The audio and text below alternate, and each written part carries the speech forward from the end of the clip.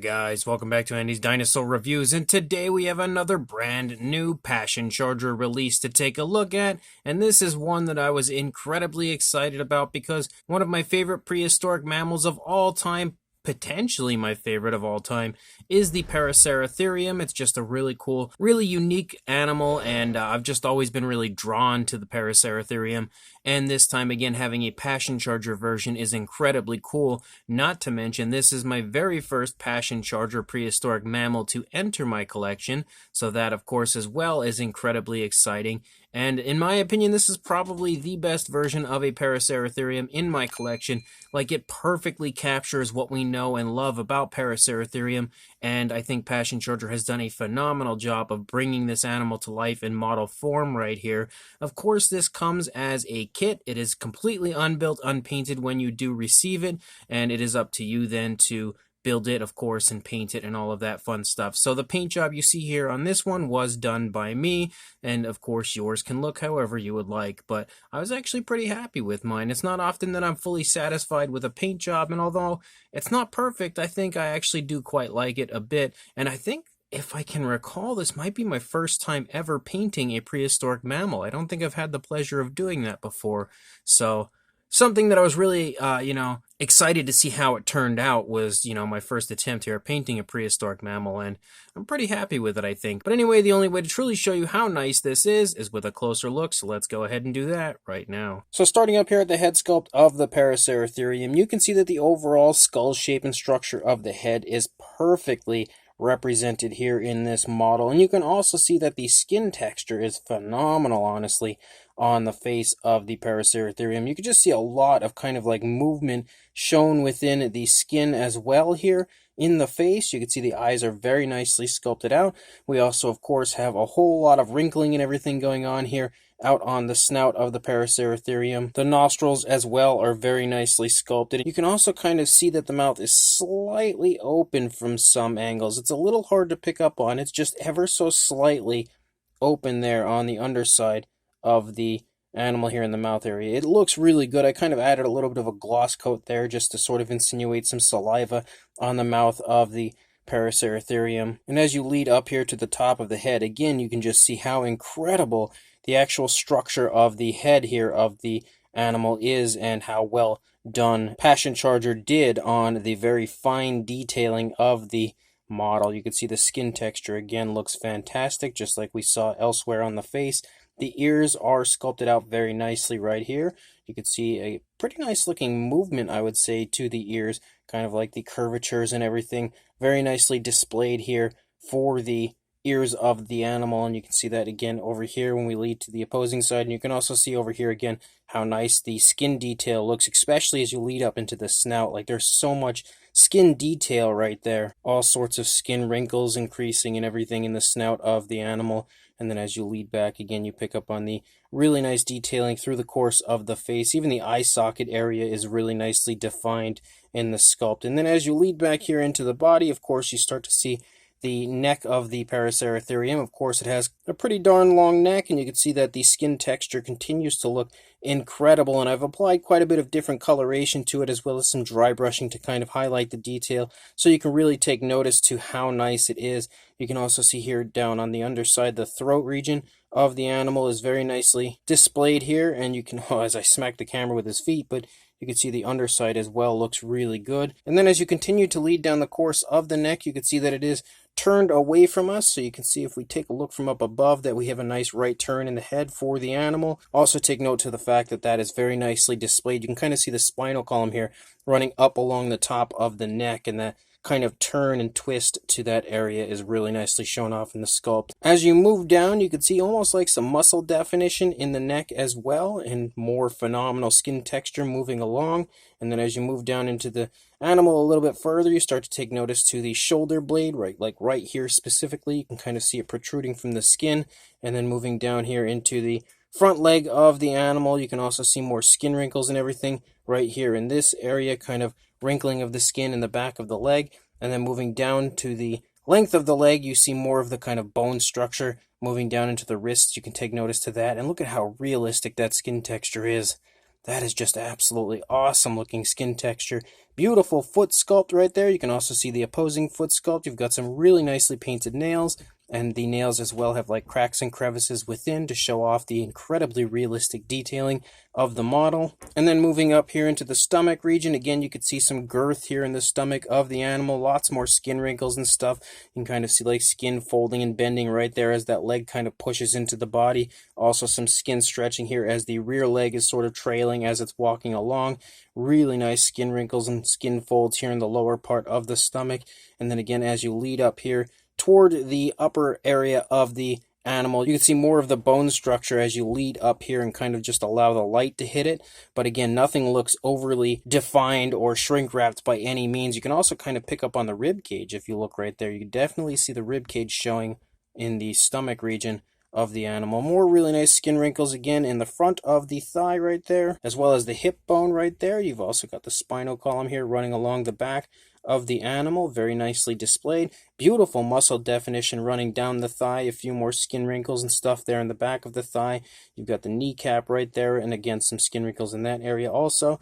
The calf muscle is also nicely highlighted in the sculpt, and then as you lead down, you again have a really nice foot sculpt here for the rear of the animal on the rear leg, which looks great from every angle. And then leading up here into the tail, you can see how the tail kind of comes out in a downward position, and then as you reach that little tuft of hair there at the end of the tail, you can see it kind of leans back up a little bit, just sort of showing off some of the movement of the Paraceratherium in the tail as well.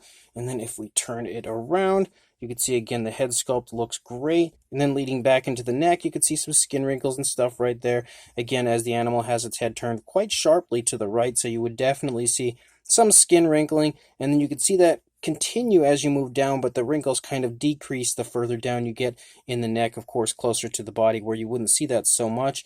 And you can also see more of the muscle definition in the neck. And then leading down into the body, again, you've got the shoulder blade. You can really see, again, the bone structure and how he's highlighted it in the most naturalistic and realistic way possible. Again, more muscle definition right here. The two front legs are really kind of supporting the weight of the animal. This one a little bit more so than this one. You can see a little bit of a curve there in that one, like it's slightly relaxed, but you could definitely see more tensing in this leg. Again, the really nice foot sculpt that kind of left almost like a dirty, dusty appearance down there on the feet. I tried to make it look like it would actually look, walking through a dirty, dusty area. And then moving back up into the stomach region, again, skin wrinkles and skin folds galore through the entire course of the stomach, right in front of the rear leg, and then back here behind the front leg. Moving up into the body, again, you can see more of the girth of the animal. Definitely a very well-fed, healthy version of a Paraceratherium. And then you've also got some more skin wrinkles leading the entire way up through the thigh as this leg is kind of taking a little step forward, wrinkling that skin up very nicely like it would be doing in real life if this animal were alive right here in front of us. You've got the hip bone again right there, nice muscle definition. Again, not overly defined, but very realistically defined through the course of the rear leg. You've got the kneecap, and then leading down into the foot. The skin texture is honestly unbelievably realistic on this Paraceratherium. And then you lead back here, you can see the rear of the animal. And again, how nice the detailing looks everywhere. Even the underside sports fantastic detailing throughout, more really nice skin movement and some fantastic skin texture here for the underside of the stomach of the Paraceratherium. So absolutely beautiful. Definitely my favorite Paraceratherium in my collection. And then we've got a really nice base. Again, just kind of an earthy area. Pretty much the exact type of terrain you would expect to see a Paraceratherium inhabiting.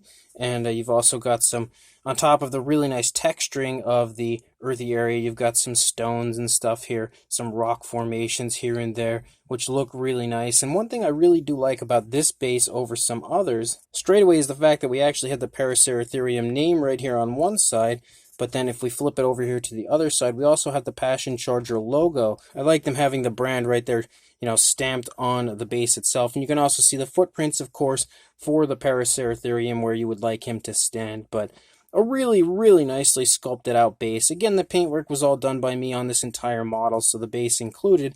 And I think it turned out pretty nicely. Again, pretty much exactly what I would expect as far as the appearance and coloration of the terrain that the Paraceratherium would inhabit. And then for your Paraceratherium to go on the base, you just have to line the feet up with the footprints. Do that pretty nicely. There we go. We now have it standing in the right spot. Of course, it's turned away from us, so we'll turn it around so it's facing us correctly. And there you go. You have the entire scene perfect right in front of you, put together and looking amazing. As far as a size goes, and it is a pretty sizable piece, for a length from the tip of the tail to the snout, you're looking at about 9 inches or 23 centimeters. And then for a height, just barely shy of 7 inches. I would pretty much call it 7 inches, or right around the 18 centimeter mark, closing in on that area. As far as the base itself goes, for a length this way, you're looking at about 7 3/4 inches, or around 19.5 centimeters, maybe a little over. And then you're not going to get too much for a width, and it's kind of hard to get a good width because it's kind of like squiggly and all over the place. But just at this point right here, you're looking at about, I'd say, 3.5 inches, or around 9 centimeters.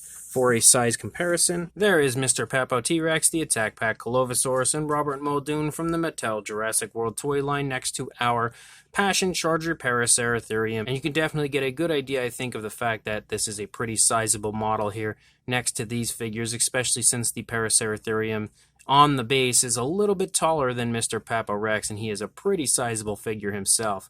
But for another comparison, there is the recently reviewed Passion Charger Sierra Ceratops next to the Passion Charger Paraceratherium, and you can see a massive size difference here between these two models. Definitely a very, very large difference in the overall size, body mass, everything. They're just miles apart. Two fantastic models, but definitely very different sizes. And then for another size comparison, there is the older version of the Collect Day Paraceratherium, comparing it to the Paraceratherium from Passion Charger. And you can see, although the older one there from Collect Day is definitely a really nice model, of course the Passion Charger version definitely wins this round and is also a little bit larger. For another comparison, here is the incredibly unique newer version, the newer release of the Paraceratherium from Collect Day, next to the, again, Passion Charger version.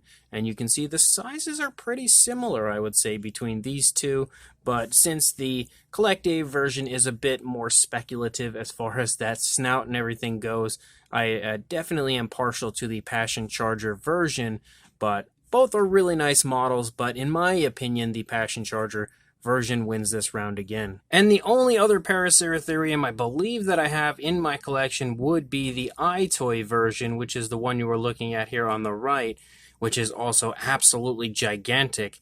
But again, I definitely feel like the Passion Charger one, even though a good bit smaller, definitely wins this round if you ask me, just on the overall appearance and quality. Like, I just feel like there's so much more life to the Passion Charger version. The iToy version is definitely another really, really nice looking version of a Paraceratherium, but the Passion Charger version just overall has more elegance, more beauty, more life to it, and in my opinion, a little bit more of an appealing sculpt overall. So again, leading me to the decision that the Passion Charger version is definitely my favorite Paraceratherium in my collection. So this brand new Passion Charger Paraceratherium is a fantastic release from them yet again, but the sculptor of Passion Charger is so unreasonably talented.